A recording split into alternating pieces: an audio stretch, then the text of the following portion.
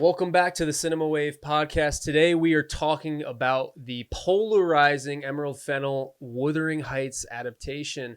I'll be one of your hosts today. My name is Zach Miller. I'm also here with Liz Seiko. What's happening? What's up, Liz? So we were very excited to see this movie. A lot of people on the internet have not been excited to see this movie. Yes.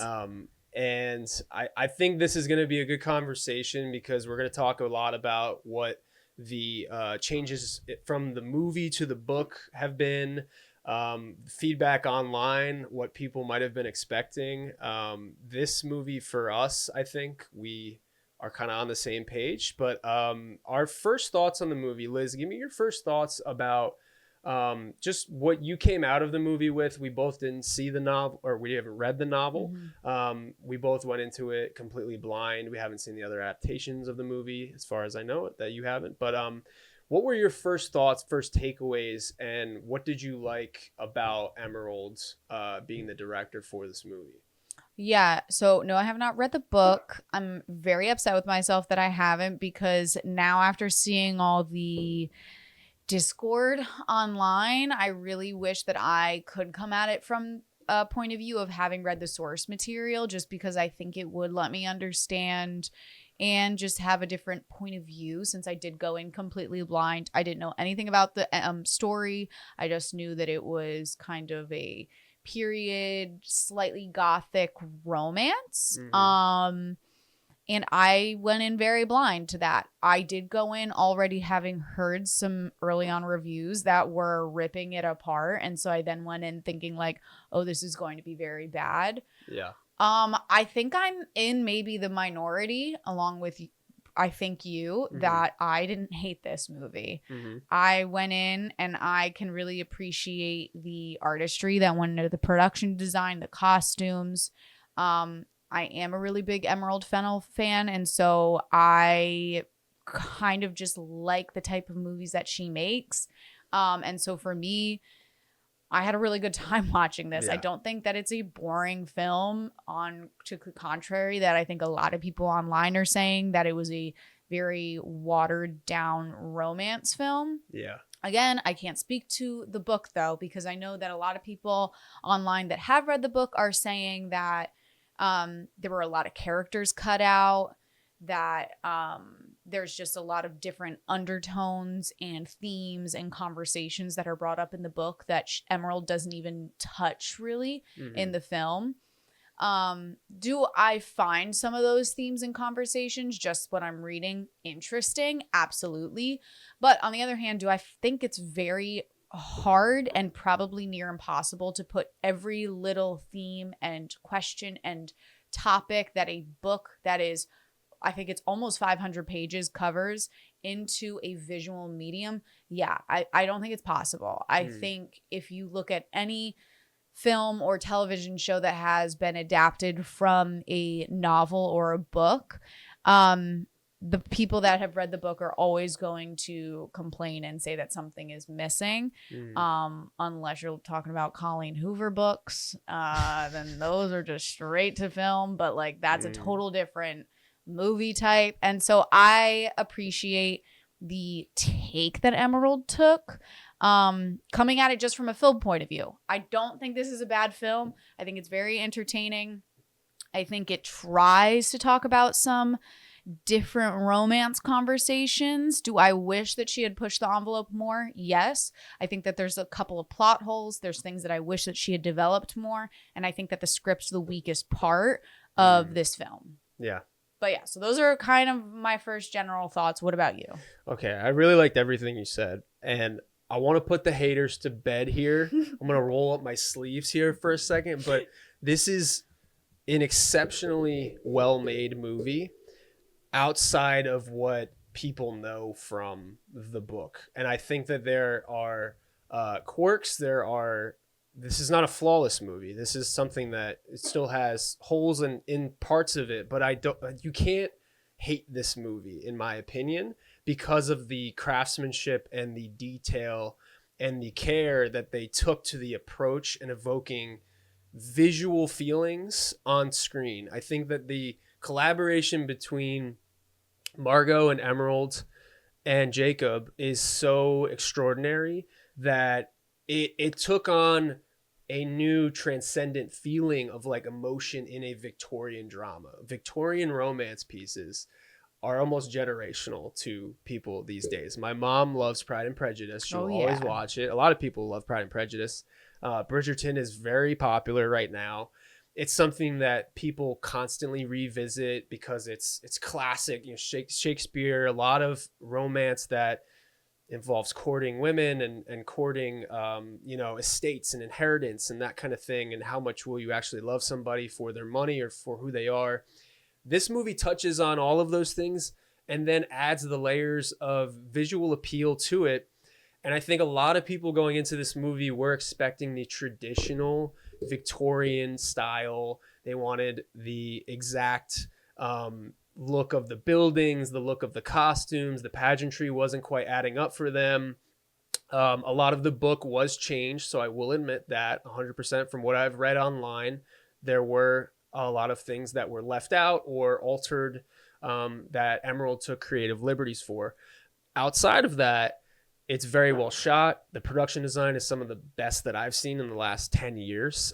It's something that almost evokes a Grand Budapest feel for just the color coordination. It reminded me of Poor Things a little bit with the surrealism and that kind of thing, and taking very obscure objects, putting them in the environment to get an idea of where their heads are at. Like it was so thought out to say that it's just a garbage remake of something is so much of a disservice to everyone else that was involved in this movie. So I think from there, I just want to add too, like this is the 30. There's been 35 adaptations of Wuthering Heights from my research. Yeah, since 1920, and notably in 1939 there was Laurence Olivier, Merle Oberon, David Niven. 1970, Timothy Dalton played Heathcliff. In 1992, Ray Fiennes played Heathcliff. And in 2011, James Howson was the first Black Heathcliff.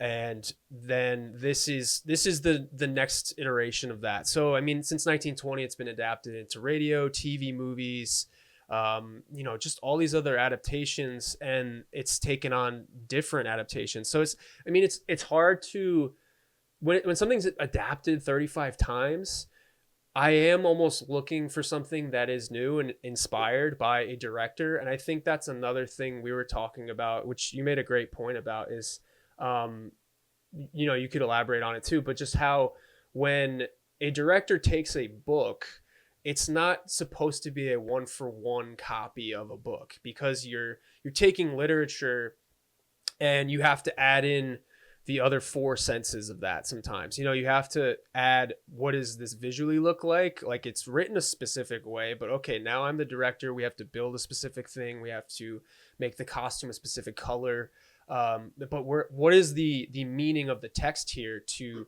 elaborate on a feeling? So would you like to elaborate too on just how like an author and writing a book is different from a movie adaptation, how Emerald did that in her version? But yeah, I mean, I think it's exactly kind of how you said it. I also think that, I mean, this is a book that I'm pretty sure was written in the 1800s, and so 1840s. Yeah. I think that then the material for that time is very, very provocative, like the storyline in itself, if you're putting it in that time. I just keep seeing some of the biggest complaints about this film is that it was marketed as a very sexual and almost like a erotic fiction romance. And so some people are like really upset that there wasn't like exotic sex scenes or like pushing the envelope sexually. And I think that's just coming off the aftermath of Saltburn. I think Saltburn really threw people for a loop with some of those provocative and provocative scenes. And so I think people were thinking that this is exactly what it was going to be for a follow-up for Emerald. can I blame everybody? Because honestly, that is how the trailer portrays it. Yeah. Do I think that this film is that? No, because the trailer did make it seem like, oh, this is going to be a Victorian, almost like 50 Shades of Grey tone in a way, and be very like romantic.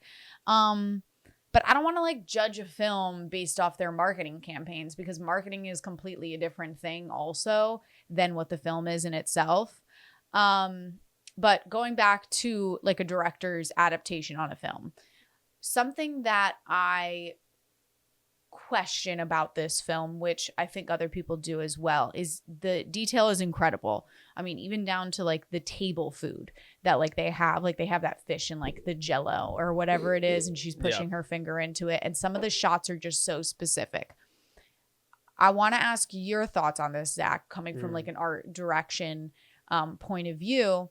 Do you think that if a director sometimes gets so detailed oriented and focused on the set pieces and picking like the color of the wall, can they lose sight on the overall theme and arching conversations that they're trying to also have from this film?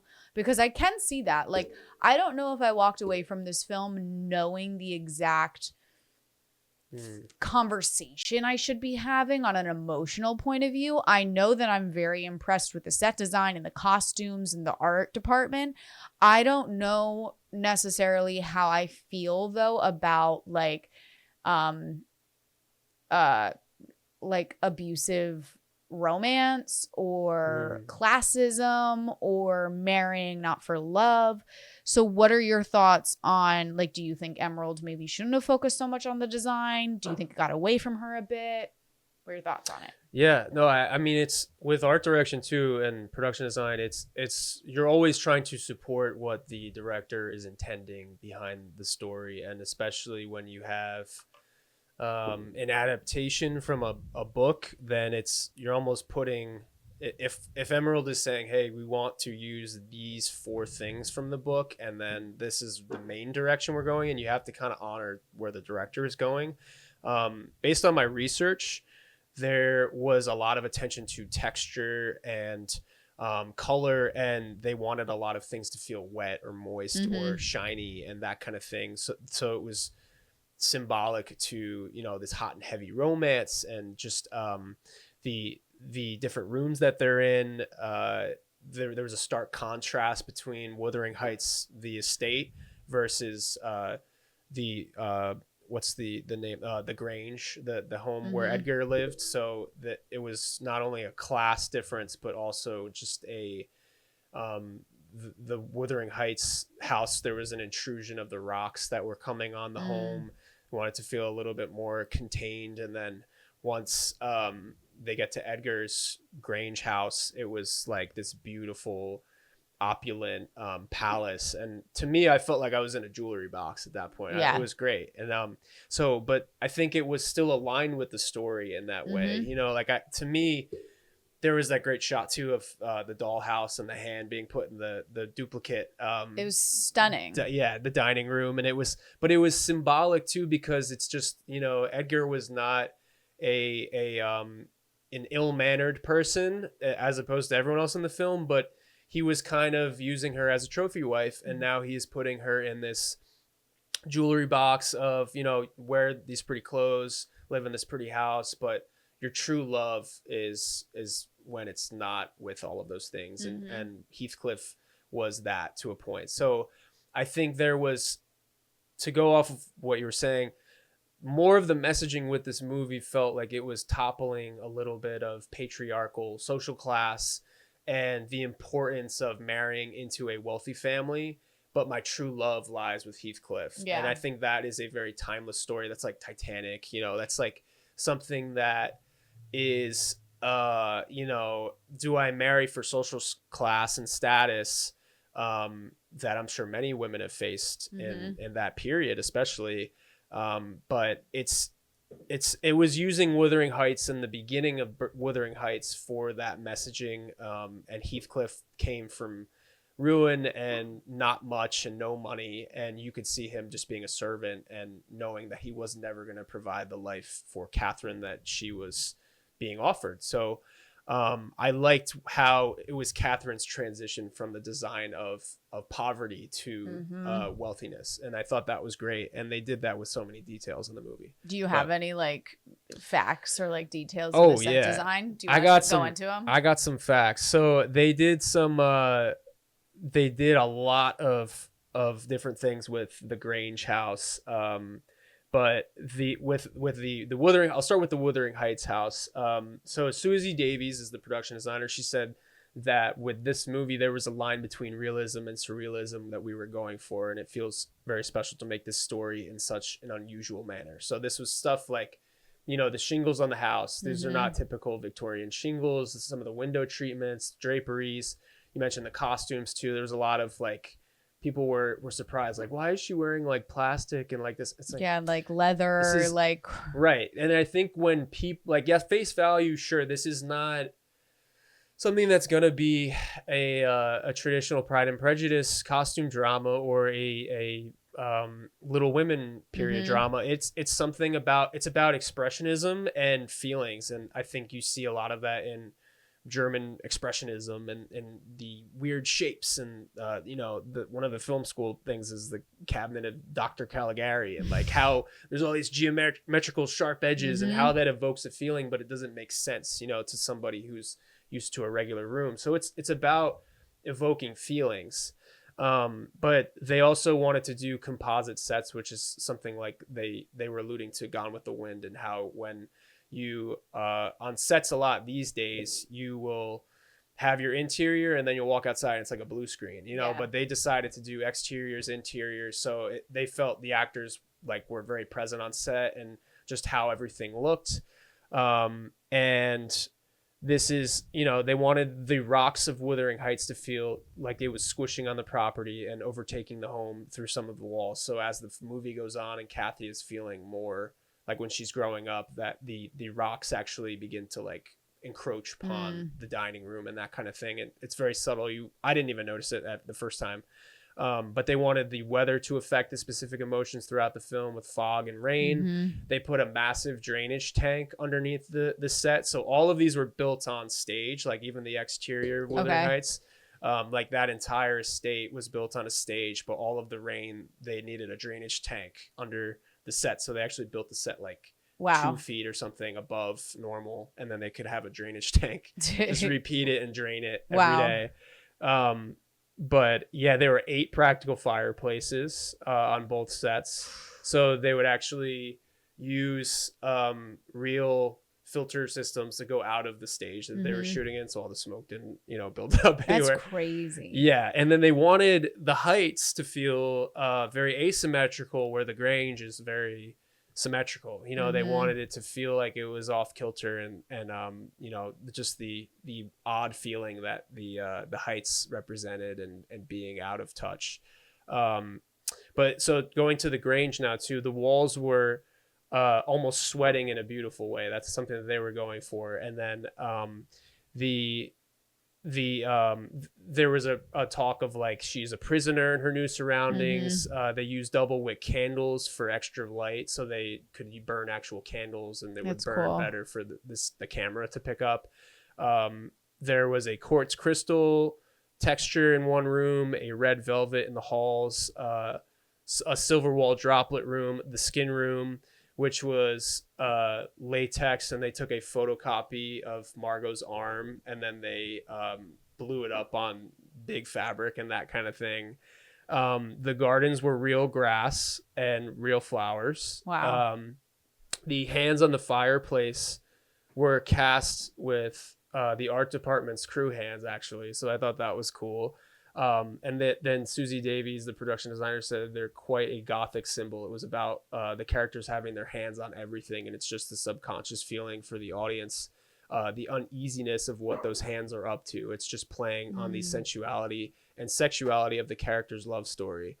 And then they also went on to say it's not about realistically what would a gentleman have in his bedroom. Everything is placed really intentionally, because it's like a memory. When you remember something, you remember the broad strokes, but you may not remember all those smaller items. I love that. That's So yeah. they were trying to create the feeling of a room. I mean, even the skin room The is skin room's like, crazy. skin room was wild, and it was it's a sensual room. That's where they're hooking up and they're having the affair and that kind of things. But I just want to remind people, I think if you're not prepared for that in the movie, like, that's probably what's turning you off for it. But this is about evoking a feeling instead of a commercial contemporary movie. This is a little bit more dialed up in art house than a commercial novel adaptation in that kind of sense. So I think that's what people weren't ready for.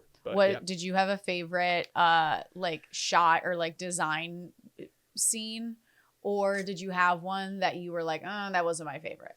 I think the fireplace was like really freaking cool. Yeah. Like the 100 hands that were climbing up the wall, and then all of the snow exteriors when it was snowing, and it with looked the like house. Barry Lyndon a little bit. It was gorgeous. Just, it was unbelievable. And then, I mean, they were able to make like the sunsets and stuff, and a lot of those were backdrops, and then they would go film on location in the moors of Yorkshire.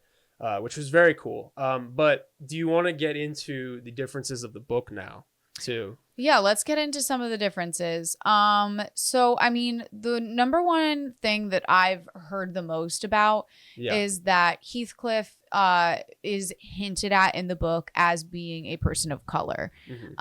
In the book, they reference him to having dark features, that he comes from a certain area where there were like slave members that were trading routes for slave members. So he, like, just from innuendos and hinting at it, people that have read the book say that his role absolutely should be played by a person of color.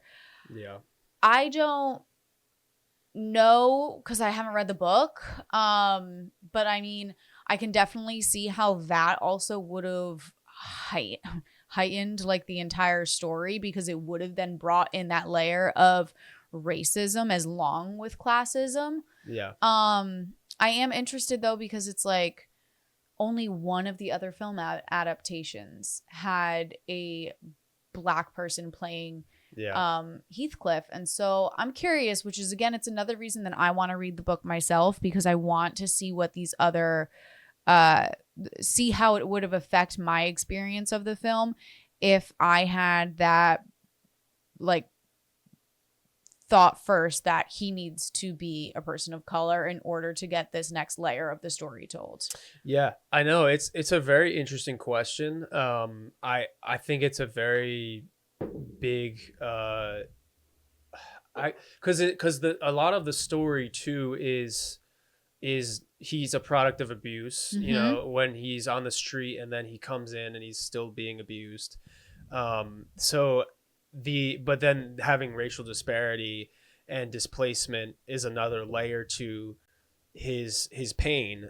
So I think outside of that, he's going to be a shitty person regardless of if he was racially disparaged or manipulated for this. So, but I think it's an important thing if it is based off of the Vanity Fair article that I read. I found something that says in the article, Mr. Lockwood calls him a dark-skinned gypsy, leading some to believe the character is Romani. So definitely in the Mediterranean region, at least. And Mr. Linton refers to him as a little Lascar, or an American or Spanish castaway, with Lascar meaning a South Asian sailor, many of whom worked for England's East India Trading Company. So that could be that he came from a different country and he ended up here and he was on the streets. And I like how he is mysterious, his origin, in that way, but this is definitely a detail that could add another layer to the film. I guess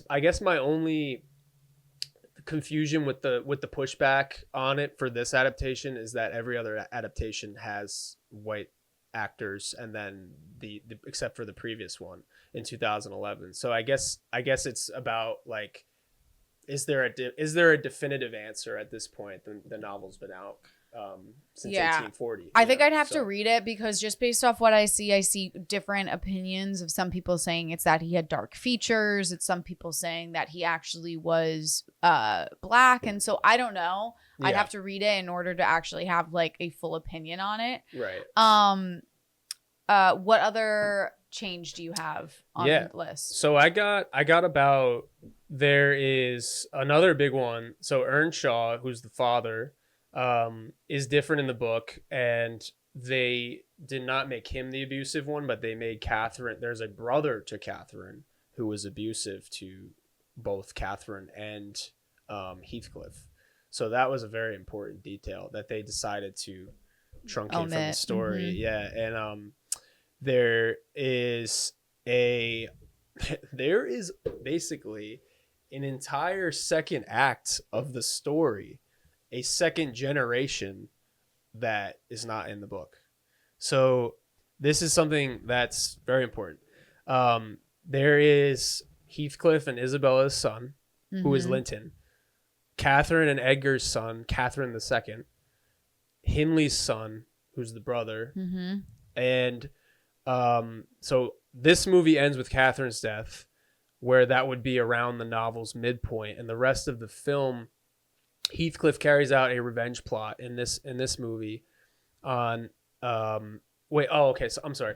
Heathcliff in the novel carries out a revenge plot on the extended family. Okay. So there's like Hindley is like the bad dude, and he like gets back at them in many. Heathcliff is far more sinister in the book from what I was reading. He hangs Isabella's dog from a tree. Oh my God. Yeah, he is. I mean, there's a lot of like sadomasochists like tendencies from a lot of them in the book, but then there's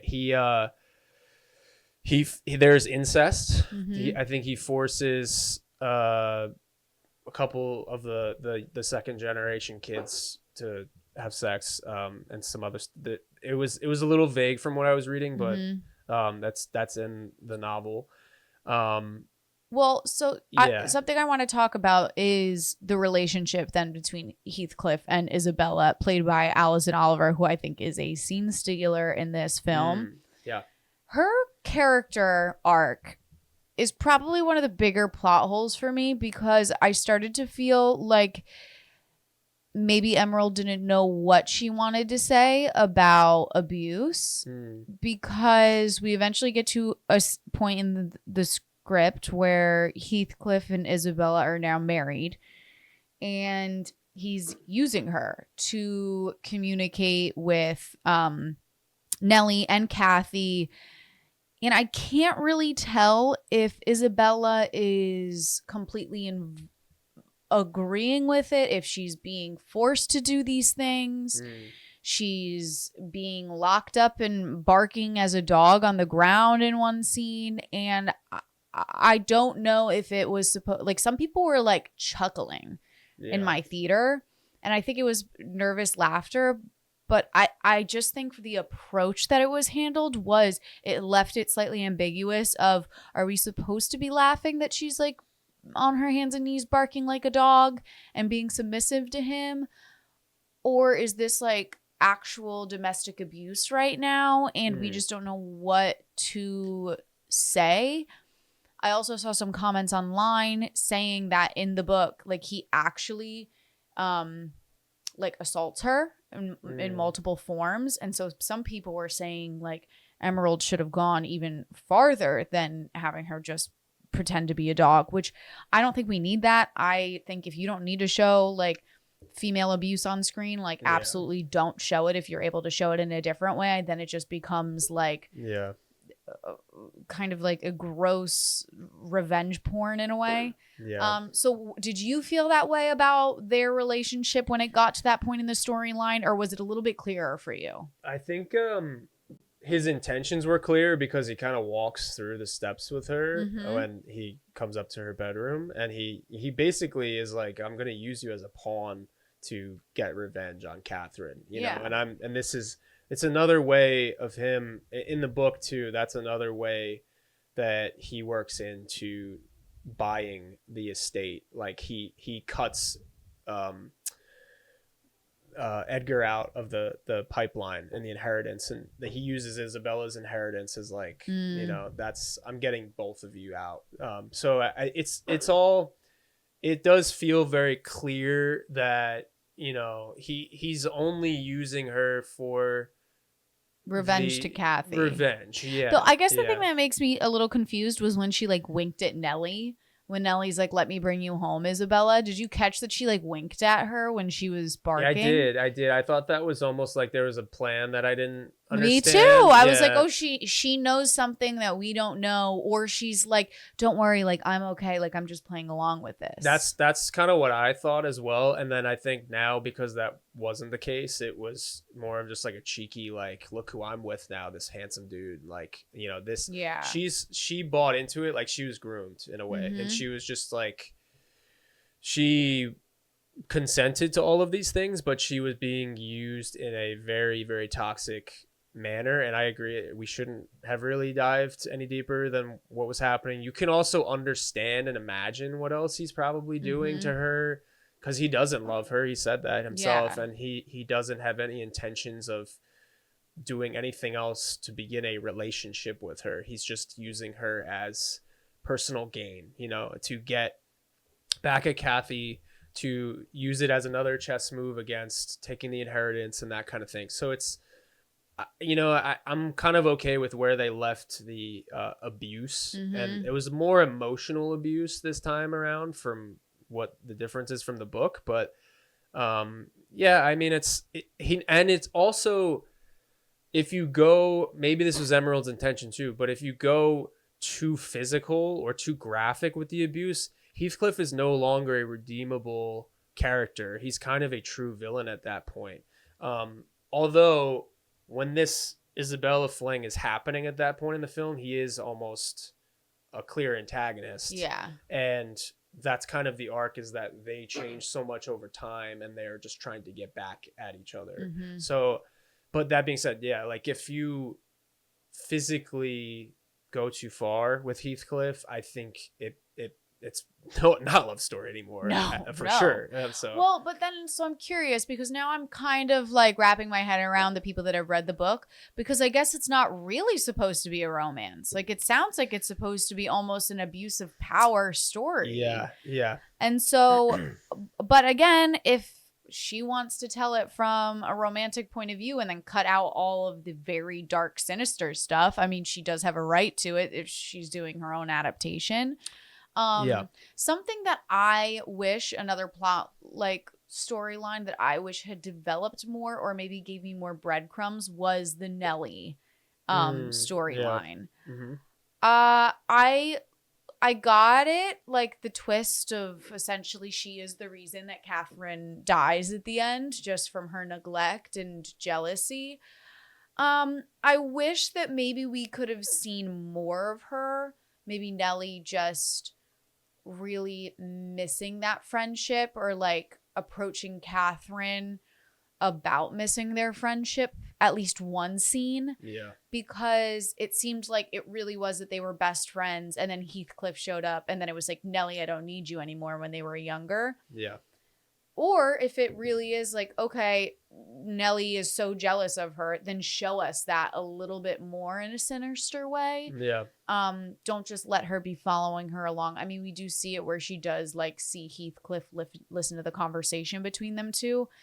But like, I don't know. I wish that she had maybe tilted it a little bit more for Nellie's character, because you have Catherine and Heathcliff being such questionable characters at certain points. I wish Nellie was amongst them, of making like these really bad decisions. That was just my thought. I was also wondering, do you think that Nellie was justified in her actions of at least burning the letters? I don't think she ever intended Catherine to die. I think she wasn't aware that her condition was that severe. I find Nellie's character to be one of the most compelling in this story, because she truly is. You can say it's jealousy, you can say it's envy, whatever. But ultimately, here Catherine is crying to her, saying like, oh my God, it's either I'm a rich woman or I'm loved. And poor Nellie is like, well, I don't have either of those. Yeah. I don't have anybody that loves me, and I don't have an option of being rich, and you have both options. So just pick one and live your life. She picks one, completely regrets it, and then is forever crying. While Nellie is like, look at all you have. You should be grateful. You should be happy. You should be content. There's another great. Oh, go ahead. No, go. I was gonna say another great line that she does off of that is she says, "Nellie, like, you love to see me cry," and she's like, "Not as much as you love crying." Yeah, so good. It's so good. I thought it was so good. So I really loved Nellie's character and just the dynamics of it. I wish that it was a little bit more forefronted, but then maybe like the reveal of like Catherine dying in the end because of Nellie's like choices maybe wouldn't have been as hard hitting. So I don't think Nellie is like, do I think she meant to kill her? No. Do I think she liked to see her world flip in despair? Like, absolutely. But then it seems like that's the theme of this story is wanting to see the people that you kind of love suffer in a way. Yeah. Yeah. And I think the story is very much of like, leaving a fiery love story and turning into a lustful, greedy story, and complicated. And, when you have all of these societal pressures put on them, she has her social class to worry about. Heathcliff has his social class and his, abuse underlying his entire life. And Catherine does as well. But when that mixes in the middle of love, it like becomes very complicated for them to understand what it means to love each other, or to go and walk down a different path that they're not familiar with, and that kind of thing. So I mean, the book is very complicated. There was even what Emerald Fennell was saying is in an interview why it was quoted like Wuthering Heights in the title. Quotations. Was just that you can't adapt a book as dense and complicated as this. I can say I'm adapting a version of it. There's a version I remembered reading that wasn't quite real, and a version of stuff that I wanted to happen but never happened. There are very few books that are physically provocative as this book. I love to make movies that make people feel physically. So, to explain it for people who aren't getting that full Wuthering Heights experience here at the theme park, I think that this is just something that you have to consider, that this is a chase of feelings, and how feelings shift, and how the pressures of the environment can weigh on somebody, and jealousy and greed and lust play in these people's lives. So I think that's something that was just, it was very objectively clear to me. Whether it was your cup of tea is probably not for everybody. I think that's the biggest thing. But I think a lot of Emerald's films are like, no, I didn't love it. I didn't love it. Some people, listen, you could not love it, but you still have to appreciate some of the craft that goes into making the film. Exactly. But one more thing before we go into the performances on the movie. I wanted to talk about like just how Emerald is the director for this movie right now. I was talking about how like the three top female directors that are in award season a lot, or just in the conversation the past 2 years, are like Emerald Fennell, Chloe Zhao. Greta Gerwig is a big one because of Barbie. I cannot see Chloe Zhao or Greta Gerwig doing this type of movie, just with their other body of work. Not that they wouldn't do a good movie with this, but I think Emerald has a very good understanding of revenge stories, and then also entwining very complicated romance stories. That is like what her past few movies have been, Saltburn especially. So I thought that she was a perfect fit for this movie. I really can't think of many other directors, male or female, that could tackle this at this point in time. But yeah, do you have any other thoughts on that too? I mean, I think that she has a clear vision, and she attacks the film with that vision. And whether or not you agree with it, she clearly saw what she wanted to do with this adaptation and went for it. And it's a very bombastic, over the top, grandiose take, which, listen, if that's not your type of love story, then yeah, you're not going to like this, of having long wedding veils flying in the wind as she's walking to marry someone she doesn't love. Like, it's very heightened. Yeah. And so, yeah, if people want more realism and more realistic and very true to the period of Victorian times, not it for you. Yeah.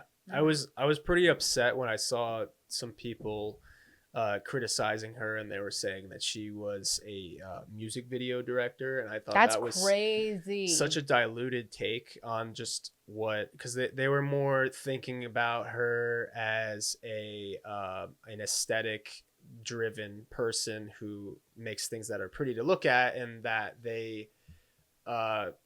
that Emerald kind of leaves out a story driven path, I guess. I honestly, I don't really know what the take was about, but I think if you're a director and you care about your technical side of your film, that's important. That's part of directing. That's another area and tree branch of what your craft can be for your film. So, I mean, and they were also comparing her to Baz Luhrmann, and just like how he has a very flashy design to his movies, or just, you know, showmanship in his things. So I don't think that was a fair comparison either. I think she's actually a lot deeper thinking than Baz Luhrmann's latest work. And I think that to say it's music video is very cheap for a thing that went way over your head, in my opinion. They're just saying that because Charlie XCX was on. And that's another. Songs. I think that's another turn off. We were talking with DJ a little bit off camera, is that there is a little bit of a zeitgeist, you know, especially with Charlie, and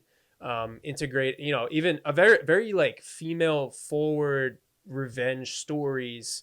A lot of people have been turned off to those types of films lately too. I think there have been some that have been really great, and then there have been some that have just like not hit the mark. And I think that they still have good stories, but they might not hit the mark in a very creative way. But I think there's a lot of film bros and letterbox bros that are turned off to that idea. They don't like Emerald. They're against her. Yeah, and I think, you know, a director doesn't have to be your cup of tea, but I think to outcast her work for something that you don't understand, or is just not your taste, is incorrect. You know, it's inconsiderate. But diving into the performances of the film, we're talking about Big Bold Beautiful Journey, and Margot's romance in that movie with Colin Farrell, who's an Emmy-winning actor, an Oscar-nominated actor. That movie should have worked. This movie, in my opinion, there's a lot more chemistry between Margot and Jacob Elordi. But give me your opinion, and Heathcliff and Jacob Elordi being the heartthrob, you know, these days. Like, why does that work? Even if the casting for his racial ambiguity is a mixed bag of reactions, and there's something that needs to be sorted out there. But is Jacob Elordi a good heartthrob for Heathcliff, is what I'm trying to say, at least. Based on what I saw, to me, yes, just from knowing the film, I think he fit the character very well. I loved the hair the hair transition that they did of him before he was rich and then getting rich. Yeah, if you think this is a bad movie, you should go see Big Bold Beautiful Journey, because that is a very bad movie. I also think that Margot just really can have chemistry with absolutely anybody on her end. I think she's just one of those people that captivate a screen. And like, honestly, that really is all chemistry is like, can you both captivate the screen at the same time while sharing the camera lens? And so I think that I think that their chemistry really needed to make it happen. Do I not love some of like the marketing stuff that they were doing? Yeah, a little weird, but I think that they're trying to sell a love romance movie, and so they have to. There were some I would say Margot was definitely still carrying the weight compared to Jacob. Yeah. I think Jacob, I want to see him do more emotional work. I think he's very good at the brooding and the smirky vibes, but I just want to see him, I don't know, I want to see like a softer side of him in something. Yeah. And I think he keeps doing like, I mean, he's also a giant. So I think that that's the thing is like he's playing these big Bravo men. And so for me, it wasn't him stretching that much in this film. I think that it really was just, okay, like be dreamy, be like a dream boy so that people like love you and then feel bad for you at the end. I wasn't very moved at the end with like the loss. Yes. Yeah. I don't know. The loss for me, although there were some women sobbing in my movie theater, so they were really feeling it. But for me, the loss and the emotion, I don't know. I wasn't fully connected to him then, but I could still say that he's very enticing to watch on camera. Yeah, I'm kind of agreeing with you too. There's like Frankenstein is probably his most different role that he's played so far. And he's really dipping into exploring different types of acting methods and that kind of thing. And I think that's his like biggest differentiating performance. But there's a part of me that felt like Priscilla Elvis was very similar to this type of role. You know, it's the flaunty, like after he gets his money and he comes around the house, you know, he's sitting on the couch and he's just kind of dotting looks and you know, giving this confident aura about him. And he is the charming debutante, and he's like trying to just come in and woo people, and I think he's very good at that, and I think that's a subtlety that's powerful. But with his impoverished beginnings and stuff like that, even when he's like in his middle age range and he has the beard and he's disheveled, I don't know if like it tapped into a little bit of the Frankenstein and stuff, and he felt like an outcast and that kind of thing. But yeah, I agree. I kind of wish that he had a little bit more gusto to, you know, the out external version of his abuse. I felt like it was very internalized. Mm-hmm. Maybe that was a choice from Emerald, but I could see more of the long-term abuse through Margot. Yes. And both internally and externally than Jacob's work. And, you know, honestly, I think he still did a good job. I think he probably played Heathcliff's or Emerald's version of Heathcliff to what she needed. But I do agree Margot carried it for me. Mm-hmm. Also want to shout out, I really enjoyed Charlotte Mellington and Owen Cooper, the younger versions. Charlotte was the biggest surprise for me. She did a fantastic job as younger. I was so excited to see Owen Cooper because coming off the hype of Adolescent, yes. I mean, like, this kid truly, he had to have been nervous being like, okay, this is my second thing coming out after all this hype of winning huge awards compared to vets. And I think he really held his own. I think he delivered a solid performance. And I think that it's showing that he can continue and do other things, and it won't just be like, oh, remember that kid that did Adolescence and whatever happened to him. I think that he will now get other things after this. I agree. Yeah. And I think Owen Cooper, you know, like it was a shorter role because it's just their upbringing and that kind of thing, and the environment that is established at Wuthering Heights and the abuse that they have to endure. So it's minimal for him, but he takes in every chance that he gets. Like his performance, one of my favorite scenes is the bed, and he has to grab her foot and he's afraid of coming out. I thought that really stuck with me, and then it comes up again later in the movie. But yeah, I thought that was great. Charlotte I thought she was a very good, not only a look casting for Margot, but her energy too. She was very spunky. Yep. She felt very adventurous. And there was just a side of her that wanted to experience the world. I liked how Catherine, even like Margot's Catherine too, was just a, you know, she was very misguided at some point. Like she's just scheming and stuff. You know, she's going over the wall, the fence, like she's listening. She's a little aloof and that kind of thing. It was very entertaining characters to watch. But yeah, even the younger versions of them too. I also want to shout out Chau, who played Nellie. She did really great work. And she's very reserved. You know, she has to be the stoic stone wall that can be the backbone for these families. And when Mr. Earnshaw is like going through his alcoholic episodes. My God, the teeth, disgusting. Yeah. unbelievable. Yeah. So I mean, her ability to hold the room and the confidence and stuff, and she's like the most, along with Edgar, the most mentally sane person there, and she comes from nothing, and that's like the point of her character. But I really appreciated the approach to that character too. But yeah, do you want to get into final scores too, or do you want I thoughts? I don't really have anything else, so I think we can do final thoughts and scores. Yeah, I mean, overall, I really enjoyed this film. I think that it's really beautiful and artistic. Do I think that it's the greatest script ever written and greatest adaptation? No. But do I think that it's an absolute trash bag? Absolutely not. No. I'm going to be excited to see whatever Emerald does next as well. I think that she just has a very powerful and eccentric take on films, and I'd be ready to see whatever she has next up her sleeve. So with all of my thoughts, I'm giving this a solid 8. I'm also gonna give it an 8. Nice. Yeah, and I feel the same way. This is not a movie that you should throw out. It's worth watching. If you're a Wuthering Heights purist and you are really stuck to the book, don't watch it, I guess, because it's not for you.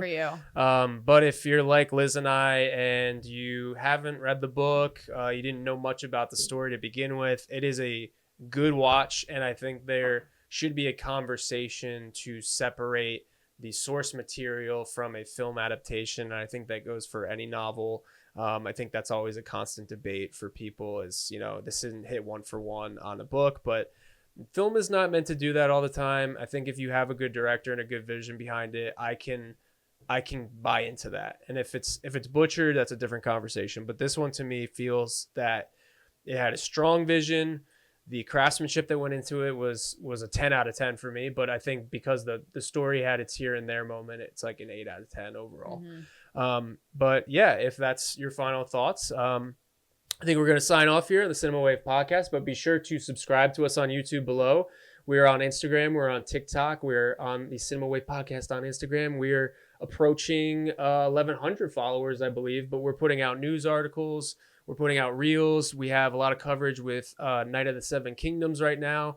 Vinny and Mark are doing their anime highlights. We're doing a lot of anime coverage lately, animation in general. So be sure to stay tuned for more content that we put out.